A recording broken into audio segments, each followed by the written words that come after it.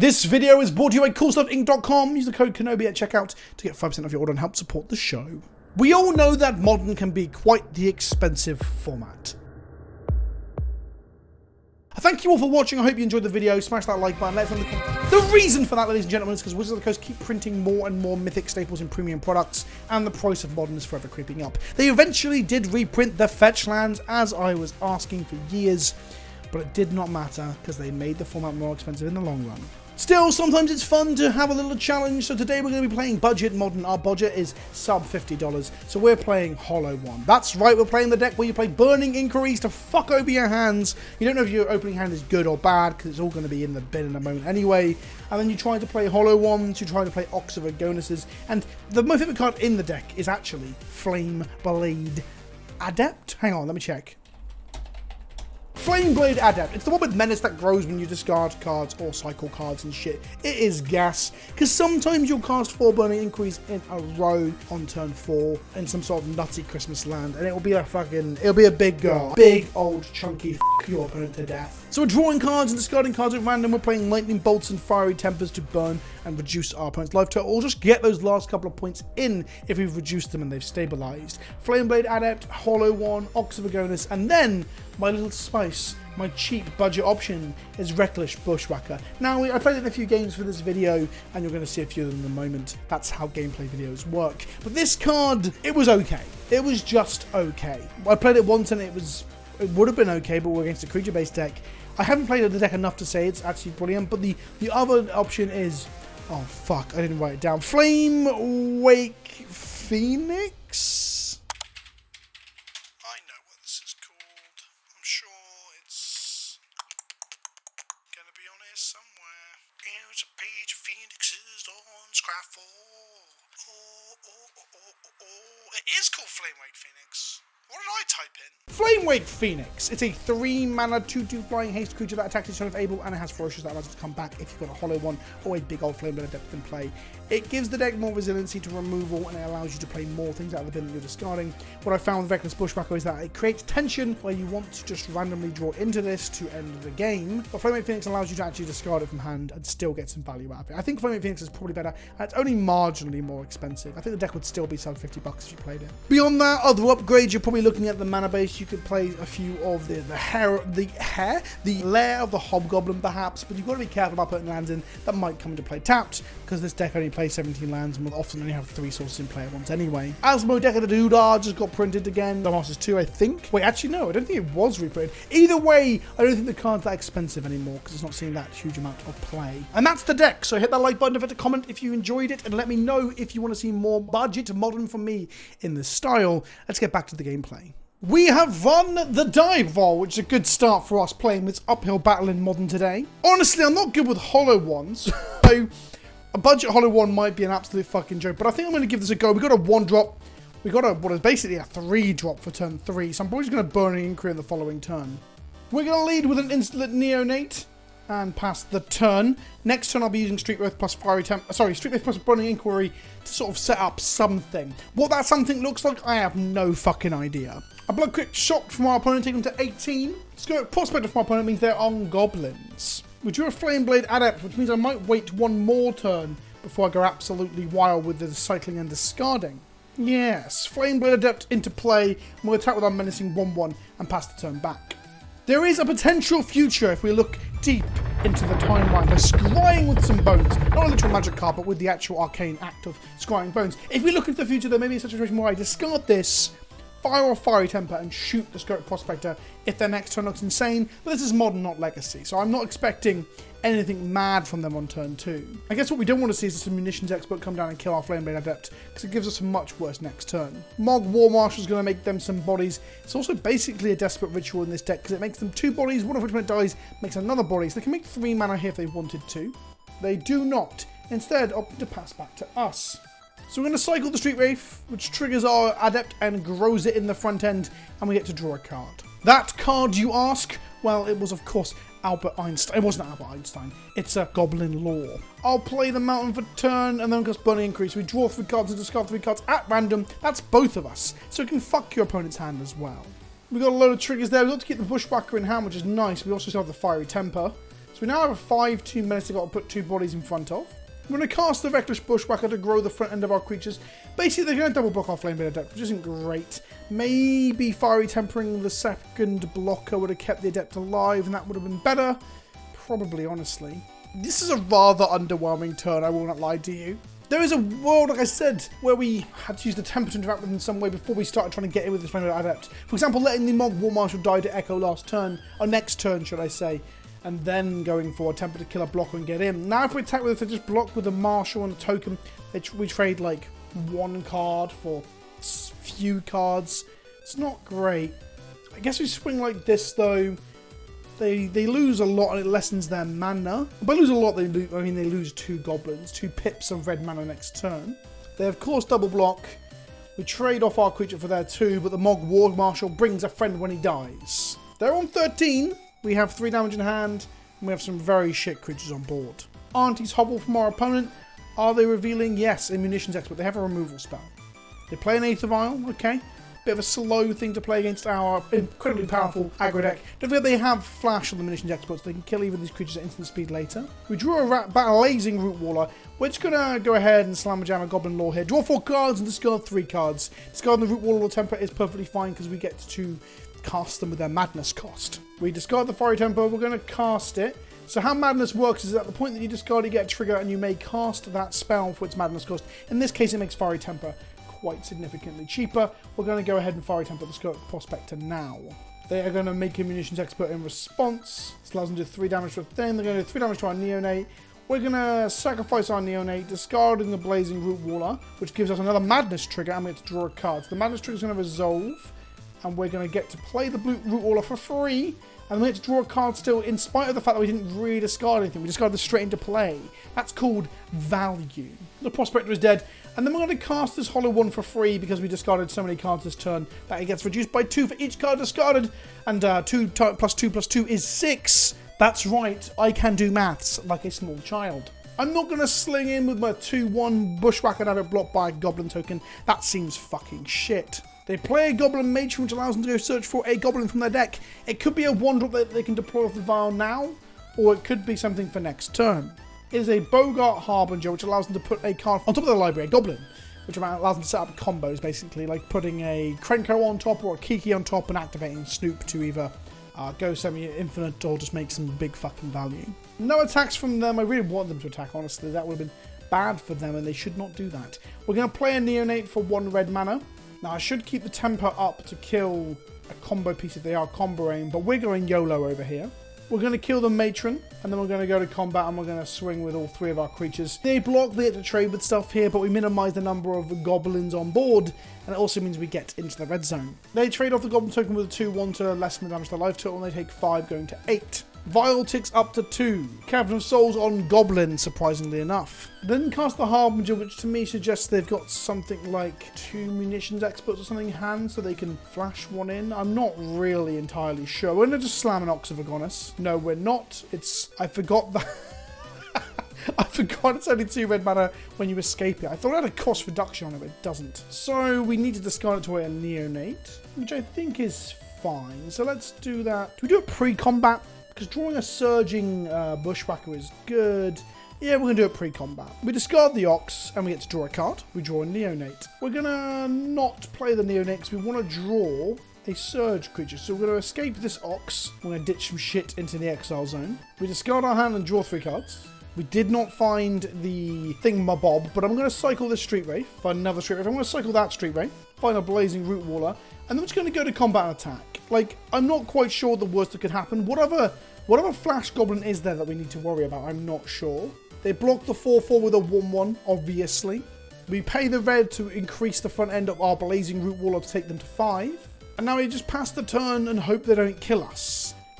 I know that sounds like a weird thing to say, like as if, like, what? How possibly could they do that? But they're going to make a Snoop here, and they're going to play Harbinger. I think that might just be us dead, actually. I think they... Well, we've got Bolt, actually, so we can fuck with their combos. There's a Snoop. There's a mountain on top. They're drawing the mountain. Well, Do I just kill this with a bolt now? If they have a second Snoop, we feel very silly. If they put a Krenko on top, we also feel silly. Because Krenko will make them at least 2 goblins. Basically, I want to fire off this lightning bolt at the last possible opportunity, so I've got as much information to make an informed decision, much like with financial advice. This is not financial advice. An informed decision to bolt something and kill something. And there's a Kiki in that bin, by the way. I don't know how they even got there. What happened there? Oh, they discarded it to my discard spells. Of course they did. We're going to let them go. We're going to let them go.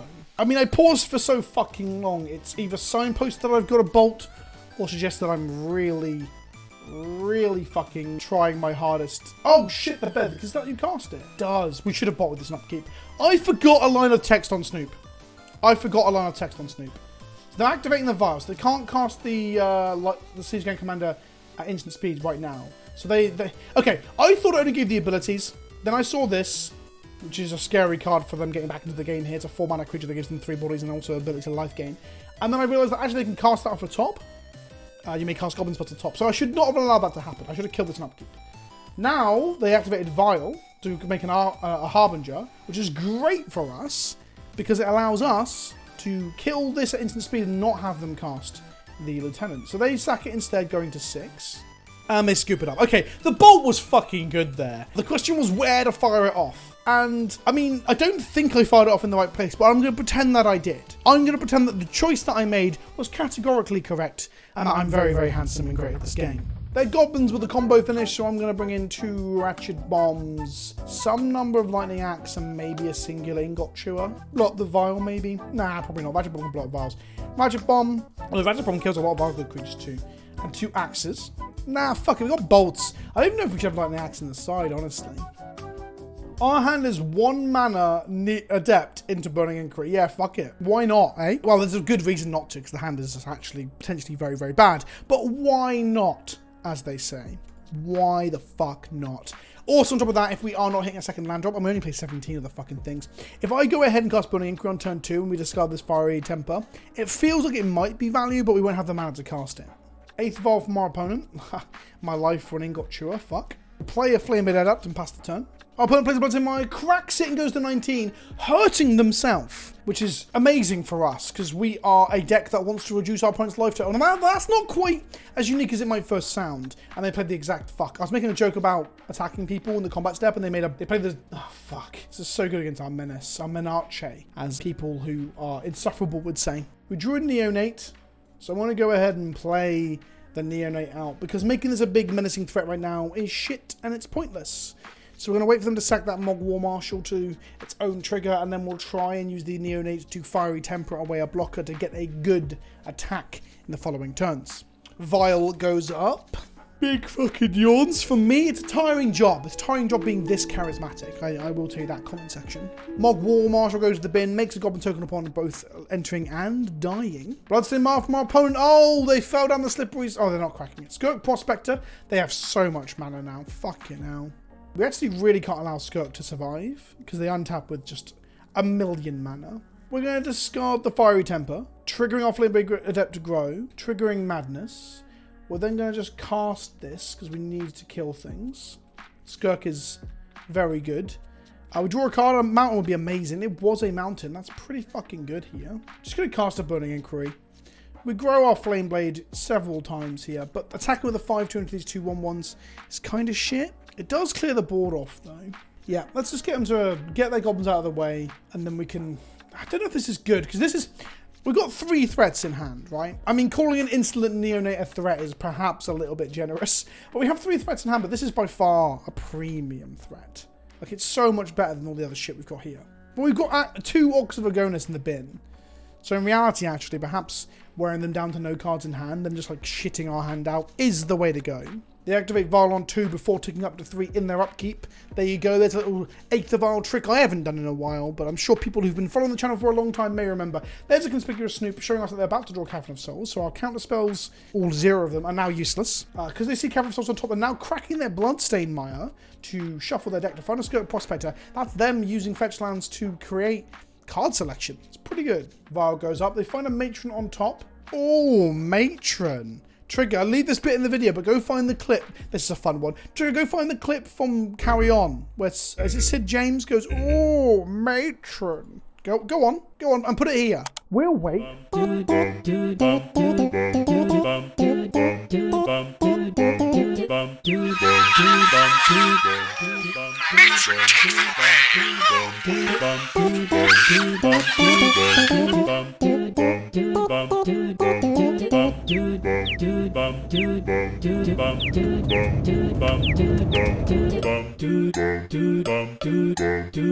Quick question. Why'd you do this to me? I'm sorry, okay? I'm fucking sorry. I'm sorry that we spent like half an hour trying to find a clip by a guy that it isn't by. Alright, I'm a Ford. I don't know anything about Carry On movies, okay? I just say it 'cause it's cool and hip to make references to Carry On films on the internet. Is that the confession you wanted from me? Goblin Matron has entered the chat. She wants to know our location. She's not that scary as a woman, but she goes and finds good shit, right? In this case, I think she just goes and finds combo cards. Bogart, Harbinger, so they can go and find Kiki and Jiki on top and start comboing off. It's not great for us. That said, we can get the Bogart out of their hand by burning Inquiry away. Cavern of Souls onto the library right now. Play a Mountain, cast a Neonate, cast a Burning Inquiry. So we only discarded one of the Root Wallers, which is kind of annoying. We cast it for 0. Good old Blazing Root Waller. A modern version of Basking Root Waller for people who give a shit. Play another Neonate, another Menace threat. They're on 18, so we got them on the ropes here. They did discard the Bogart Harbinger, by the way, the thing that they shooted for. But then they're gonna draw it this turn anyway, because that's why you play multiple. I could say, you know, better lucky than good, but they made the literal decision to play multiple in their deck. They're playing mismatching matron artworks on their Goblin Matrons. The cast of Carry On would be, I guess they would be proud of that. It seems very farcical. Aetherval activates, they put Harbinger into play. Harbinger goes and finds a thing, probably a Kiki, which allows them to activate the Snoop. Yep, there you go. To copy something else that's in play right now, so they copy the other Snoop, and then they copy the other... Wait, is that the combo? And then they lastly copy the Matron, get a Skirk, make infinite mana, cast the Kiki? I think that's how this works. They make a lot of Snoops, then they have to... Well, if they copy the Matron, they shuffle the Kiki away. I'm going to F6 at this point. So they just keep making fucking Snoops right now. Snoop, doggy, dog. So they got a lot of Snoops. They've got to either untap them or sack them for mana. So maybe they have a Skirk in hand. If they have a Skirk in hand, they play Skirk, sack a load, make a Kiki. Activate Kiki, copy Matron, go get a thing. Play the thing. All they need, the Lieutenant. The 4 mana one where they can sack a body to ping me for 1. They have almost 20 of them in play. Is that 10, 15, 16, 17, 18, 19, 20, 21, 22, 23, 24? 24 of them in play. Are they meant to do this in like my end step to get in with them when they untap? Oh, they copied the Harbinger now. They find Sling Gang on top. There you go. There's the combo. GG, everybody. Well done. Well done. You got their opponent using shooters like a filthy net decker. We'd love to play first. We've got a turn 1 Adept into a Burning Inquiry on the play. That's pretty... It's better than on the draw, that's for sure. Our opponent's mulligan to 6 in there. They're considering... Oh, they're keeping a 6. How brave of them in the face of the world's greatest beard. Wait, I fucked that. Let me try again. In the face of... Sorry, hang on, I'm laughing because I fucked it. In the face of the best beard in esports entertainment. I'm sorry. It's just a shambles, isn't it? That's not even... None of that even flowed very well. My liquid charisma filled my mouth and I gurgled my way through it. Okay, they play an Aetherval. We draw a Fiery Temper. We're going to go ahead and cast Burning Inquiry. So we're going to make us both draw 3, discard 3 at random. We get a load of triggers here. We discard a Fiery Temper. We don't have the mana to cast it, unfortunately. So this goes on the stack. And then because we don't have the mana to pay for it, we cannot pay for it. So I will not be casting the Fiery Temper. But we do grow our Adept. And then we go Mountain. Then we go Cycle the Street Wraith. Our Adept grows again to a 5/2. We draw a Mountain. And then we're just going to cast this for free. Because it's free. And then we're going to go Combat. And we're going to hit them for 5. Taking them down to 15, which is 3/4 of the life total. That is a good, solid... That's a slap noise I'm making. Hopefully it's not too bad on the microphone. A good, solid slap for turn 1. Oh, sorry, turn 1, turn 2. Bit slow turn 2. Next turn we're representing some amount of damage. We can probably just Lightning Axe away something by discarding the Mountain, and then just Goblin Lord to make our Fireblade Adept Flame Blade Adept pretty big, and then slap them. I hope they don't play the fucking Mog again. I'm sick of that fucking Mog. Not the cat. Not Mystic Mog. Was that the name of the cat? They play the Mog War Marshal. Of course they fucking do. We draw a Neonate, which is pretty decent. So we're going to shoot the token itself for 1 red, and we're going to discard a mountain. We grow our Flame Blade Adept. Oh, I'm a dum-dum. We should discard the Neonate 100% here. I meant to, because I want to cast the Goblin Lore. Fuck. Play the Neonate. Fuck, that was dumb. That was so dumb. Shit on it. Because they'll block the 4/4 now. They'll make a body off of it, and we'll get in for a whole 2 points, which isn't great. That was so fucking stupid. Should have discarded the Neonate, play the land, play the Goblin Lore, and just got in for a lot of fucking damage. I don't know anything. Push them down. Get them low. And then burn them out when we just draw bolt, bolt, bolt. So the Mog War Marshal blocks and dies and makes a 1/1, which is pretty good value here for keeping them alive. We are on a definite time limit, a race towards the finish, because our opponent, given enough time, will just assemble a combo and kill us, as we saw in game 2. So it's nice to see both decks doing their thing, as Commander players would say, right? It's a good game of Magic, because we all got to do our thing. Well, I think Legacy and Modern is at its best when I'm winning and my opponent doesn't get to play any Magic. They reveal off of the Goblin Auntie's Hovel Goblin Land, a Goblin Matron. And now I assume they cast it and get a Snoop. Is that where we're at? Yeah, there we go. An uncounterable Goblin Matron. Strictly better. I say strictly better. Not unless you're trying to bait and count us. I guess nothing in Magic is truly strictly better, because we don't play in a vacuum. And if we did play in a vacuum, we'd be dead. There'd be no oxygen. Matron trigger. It's going to resolve. I'm assuming it's going to be Snoop. It might be a Mog, though, just to make more blockers so we don't, smash their face in. It's a conspicuous Snoop. Snoop gobby gob, as we say in the business. We draw Ox of Agonis, which is a pretty good thing to have in the bin for our follow-up next. We're going to draw 4 cards and discard 3 cards at random. They now have to put the Snoop in. They did not put the Snoop in.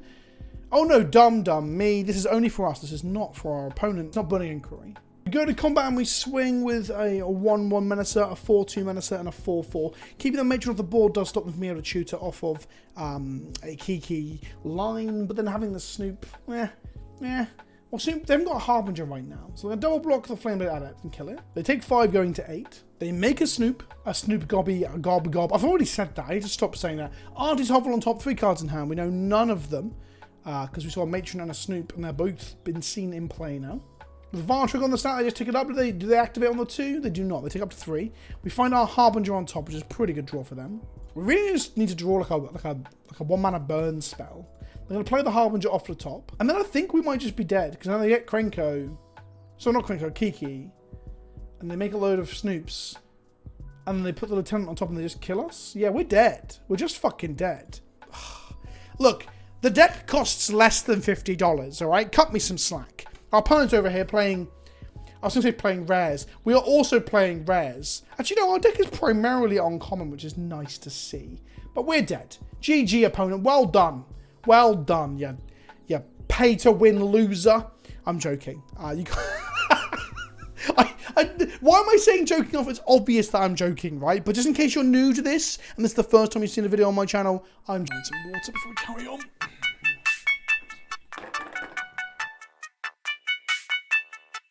This video, like all videos on the channel, brought to you by Ultra Pro, the premium provider of things to protect your expensive cardboard with. Whether that be the playmats that have the official artwork on them, whether that be Eclipse sleeves, or how about supplementary dice products to show people if the creature has lifelink or flying or a +1/+1 counter. They do all that and more. Link in the description below. Use the code KENOBI at the checkout to help support the channel. I say code. I don't think it's actually a code. There should be a link in the description box down below. Smash that link and buy some shit. Game 2.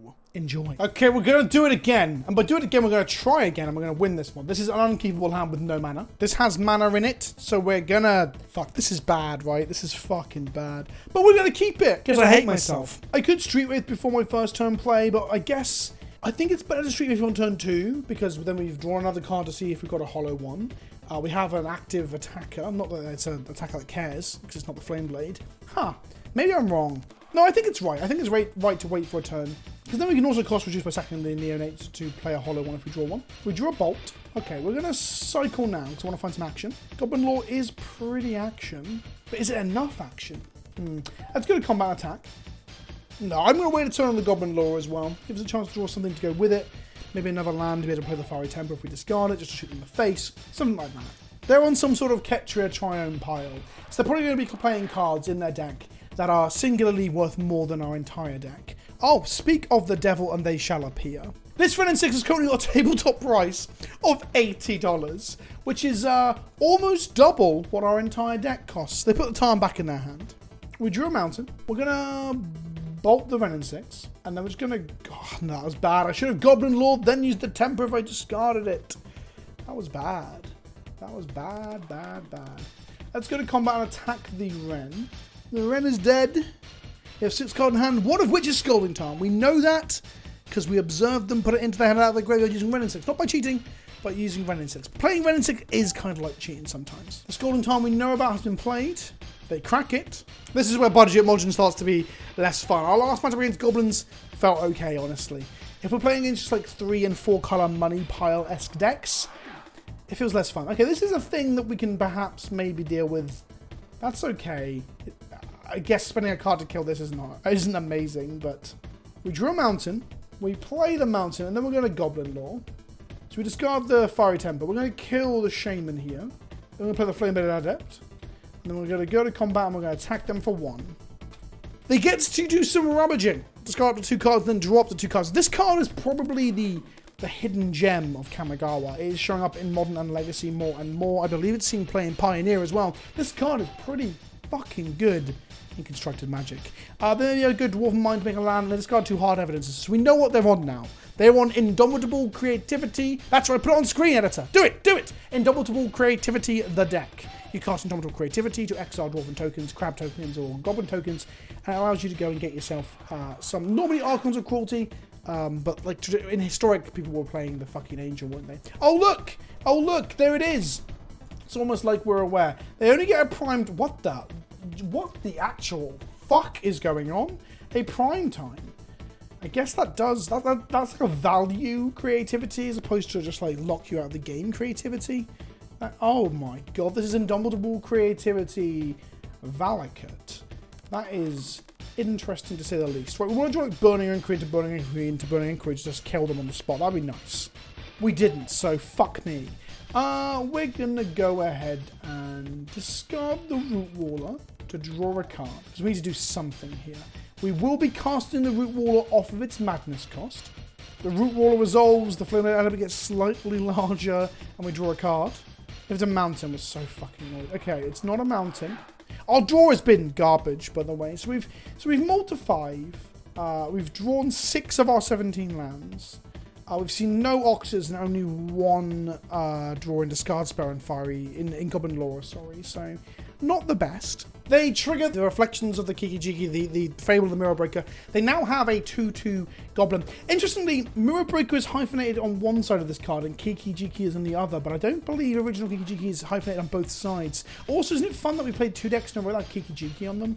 I think that's interesting. I say fun, some people probably hate it.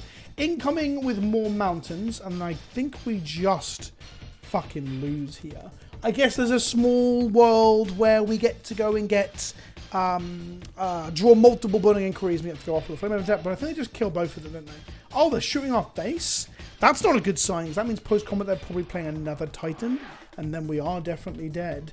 We go to 12, take 6 going to 6. Can we go to 6? I guess we block with the Root Waller so that we aren't dead. Although we might still be dead. Oh, Trample. I know Titan and Trample. It's sorry I only take 5 points to 7. Now we're dead to 3 bolts, not 2.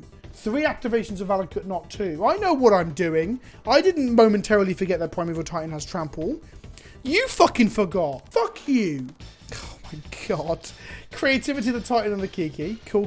Get more. Okay. This is a very, very interesting and fun version of Scapeshift. I actually quite like it. Even though it's probably not actually playing Scapeshift. Or it might be. I still think that's pretty cool. We have a sideboard, but sideboards are for losers. So we're just gonna carry on. We can beat the net decker at their own game. I got half the budget ideas from Emergency Goldfish. Okay, we're on the play because we got fucking destroyed. Our opening hand is 1 mana and fuck all else. God, if we can guarantee we draw a second land, maybe we can keep it. Nah, we can't. This is shit. Neonate. I wish these were Flame-Blade Adepts. I really do.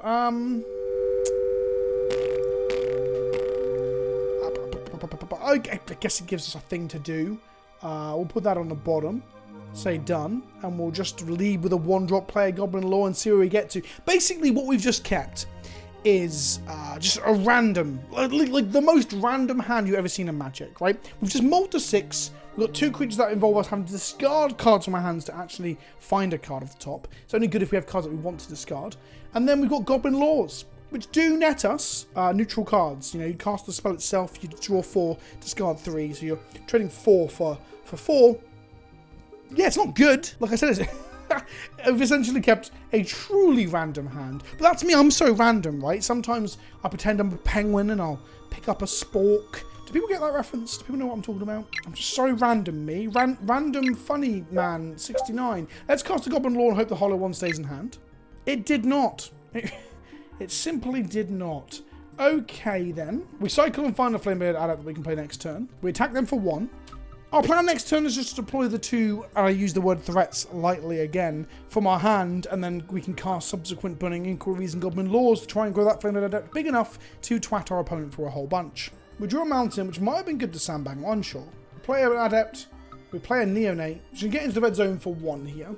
Next turn is our big turn. We don't want them removing off the Adept at the end of turn. We don't want them playing 2 crabs or any of that shit. They just have a bolt, so they kill our Flame-Bearded Adept. So basically we have nothing.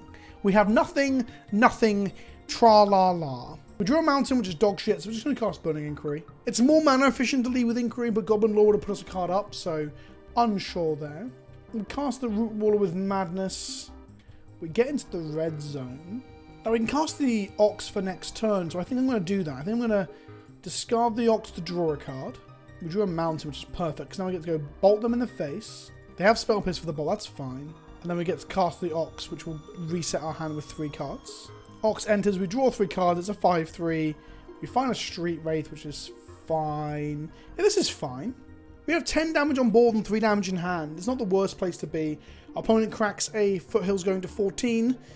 They're going to cast something next turn that's going to be a frustration, almost certainly. On the opposite, Ox of Agonis doesn't die to Prismatic Ending, which is what these 3 and 4 color value pile shit are playing. They play a Dwarf token. Are they just going to Creativity it? Is that what they're going to do? Oh, fuck. Absolute fucker. Okay, well, that's a thing. That's a thing. That blocks an Ox very well, I'll have you know. Valakut and a Mountain. We draw a Bolt, we can kill the Titan. Any 3-mana burn spell kills the Titan here. We did not.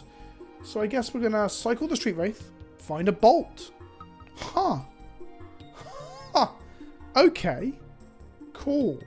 Play a Mountain. Cast a Fiery Temper here. Cast a Bolt here. Go to combat. Attack them for 10. Do we? Are we gonna?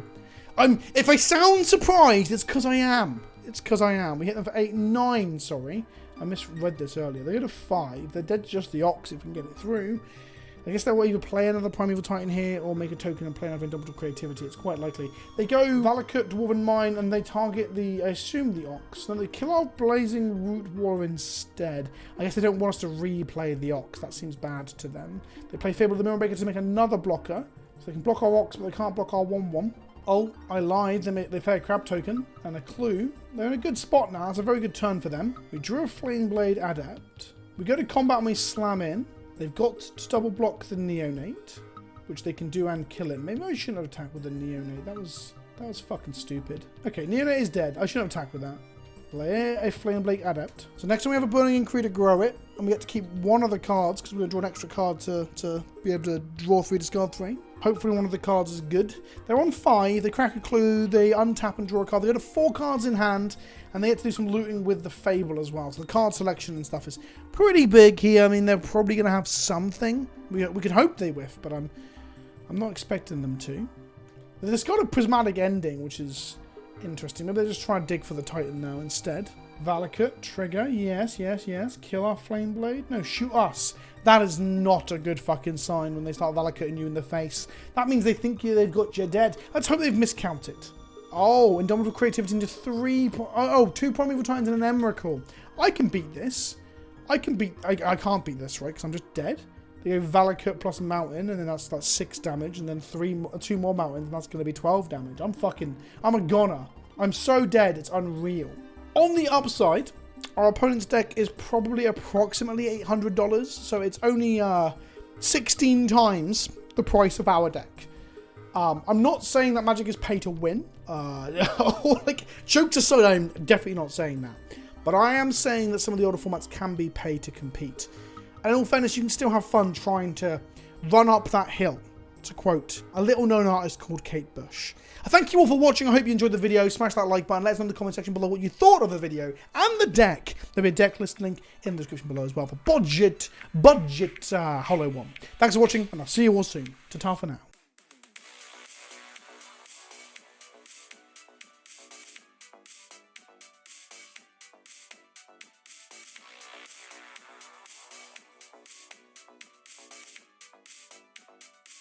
Pick a character. Alright. Which one would you fuck? From Sonic Adventures. And why is it Big the Cat?